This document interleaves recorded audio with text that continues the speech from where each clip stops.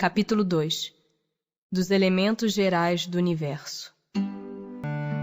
Conhecimento do princípio das coisas. É dado ao homem conhecer o princípio das coisas? Não. Deus não permite que ao homem tudo seja revelado neste mundo.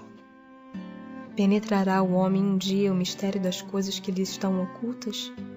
O véu se levanta a seus olhos à medida que ele se depura.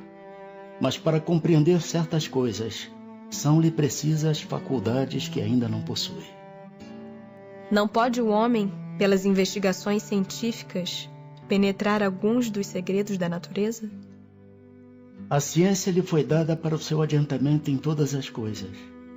Ele, porém, não pode ultrapassar os limites que Deus estabeleceu.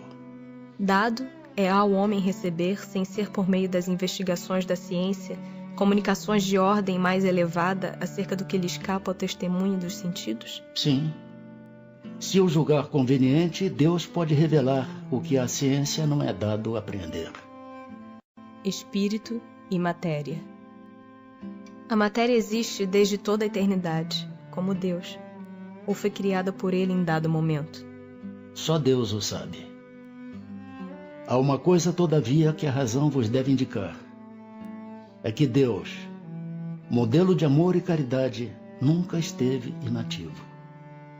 Por mais distante que logreis figurar o início de sua ação, podereis concebê-lo ocioso, um momento que seja? Defina-se geralmente a matéria como sendo o que tem extensão, o que é capaz de nos impressionar os sentidos, o que é impenetrável. São exatas estas definições? Do vosso ponto de vista, elas o são. Porque não falais senão do que conheceis.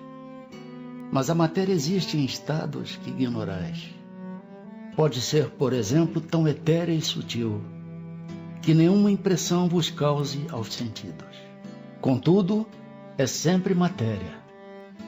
Para vós, porém, não o seria. Que definição podeis dar da matéria? A matéria é o laço que prende o espírito.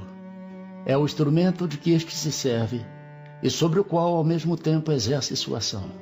Que é o espírito? O princípio inteligente do universo. Qual a natureza íntima do espírito? Não é fácil analisar o espírito com a vossa linguagem. Para vós, ele nada é, por não ser palpável. Para nós, entretanto, é alguma coisa. Ficai sabendo. Coisa nenhuma é o nada, e o nada não existe.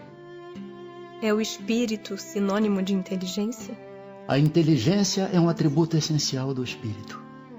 Uma e outro, porém, se confundem num princípio comum, de sorte que para vós são a mesma coisa. O espírito independe da matéria ou é apenas uma propriedade desta, como as cores o são da luz e o som o é do ar? São distintos uma do outro. Mas a união do espírito e da matéria é necessária para intelectualizar a matéria. Essa união é igualmente necessária para a manifestação do espírito? Entendemos aqui por espírito o princípio da inteligência, abstração feita das individualidades que por esse nome se designam. É necessária a vós outros, porque não tendes organização apta a perceber o espírito sem a matéria. A isto não são apropriados os vossos sentidos. Poder-se-á conceber o espírito sem a matéria e a matéria sem o espírito? Pode-se. É fora de dúvida pelo pensamento. Há então dois elementos gerais do universo, a matéria e o espírito? Sim, e acima de tudo Deus, o Criador, o Pai de todas as coisas. Deus, espírito e matéria, constitui o princípio de tudo o que existe, a Trindade universal. Mas ao elemento material se tem que juntar o fluido universal, que desempenha o papel de intermediário entre o espírito e a matéria propriamente dita, por demais grosseira para que o espírito possa exercer ação sobre ela. Embora de certo ponto de vista seja lícito classificá-lo como elemento material, ele se distingue deste por propriedades especiais.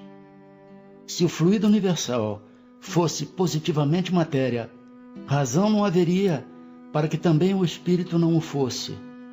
Está colocado entre o espírito e a matéria.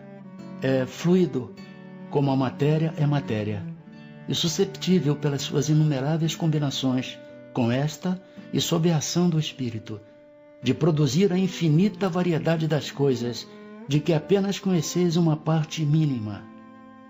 Esse fluido universal, ou primitivo ou elementar, sendo o agente de que o espírito se utiliza, é o princípio sem o qual a matéria estaria em perpétuo estado de divisão e nunca adquiriria as qualidades que a gravidade lhe dá. Esse fluido será o que designamos pelo nome de eletricidade? Dissemos que ele é susceptível de inúmeras combinações.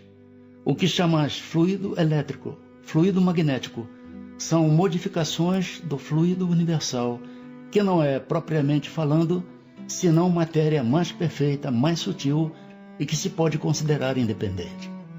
Pois que o espírito é, em si, alguma coisa, não seria mais exato e menos sujeito à confusão dar aos dois elementos gerais as designações de matéria inerte e matéria inteligente? As palavras pouco nos importam. Compete-vos a vós formular a vossa linguagem de maneira a vos entenderdes. As vossas controvérsias provêm quase sempre de não vos entenderdes acerca dos termos que empregais, por ser incompleta a vossa linguagem para exprimir o que não vos fere os sentidos. Propriedades da matéria. A ponderabilidade é um atributo essencial da matéria? Da matéria como a entendeis, sim. Não, porém, da matéria considerada como fluido universal. A matéria etérea e sutil que constitui esse fluido vos é imponderável. Nem por isso, entretanto, deixa de ser o princípio da vossa matéria pesada. A matéria é formada de um só ou de muitos elementos? De um só elemento primitivo. Os corpos que considerais simples não são verdadeiros elementos. São transformações da matéria primitiva. De onde se originam as diversas propriedades da matéria? São modificações que as moléculas elementares sofrem por efeito da sua união em certas circunstâncias. De acordo com o que dizeis, os sabores, os odores, as cores, o som, as qualidades venenosas ou salutares dos corpos não passam de modificações de uma única substância primitiva? Sem dúvida. E que só existem devido à disposição dos órgãos destinados a percebê-las. A mesma matéria elementar é suscetível de experimentar todas as modificações e de adquirir todas as propriedades? Sim. E é isso o que se deve entender quando dizemos que tudo está em tudo. Não parece que esta teoria dá razão aos que não admitem na matéria senão duas propriedades essenciais, a força e o movimento, entendendo que todas as demais propriedades não passam de efeitos secundários que variam conforme a intensidade da força e a direção do movimento? É acertada essa opinião. Falta somente acrescentar: e conforme a disposição das moléculas, como o mostra, por exemplo, um corpo opaco que pode tornar-se transparente e vice-versa. As moléculas têm forma determinada? Certamente. As moléculas têm uma forma, porém não sois capazes de apreciá-la. Essa forma é constante ou variável? Constante a das moléculas elementares primitivas, variável a das moléculas secundárias, que mais não são do que aglomerações das primeiras. Porque o que chamais molécula, longe ainda está da molécula elementar. Espaço universal. O espaço universal é infinito ou limitado? Infinito. Supõe-no limitado. Que haverá para lá de seus limites? Isto te confunde a razão, bem o sei. No entanto, a razão te diz que não pode ser de outro modo. O mesmo se dá com o infinito em todas as coisas. Não é na pequenina esfera em que vos achais que podereis compreendê-lo. O vácuo absoluto existe em alguma parte no espaço universal? Não. não há o vácuo. O que te parece vazio está ocupado por matéria que te escapa aos sentidos e aos instrumentos.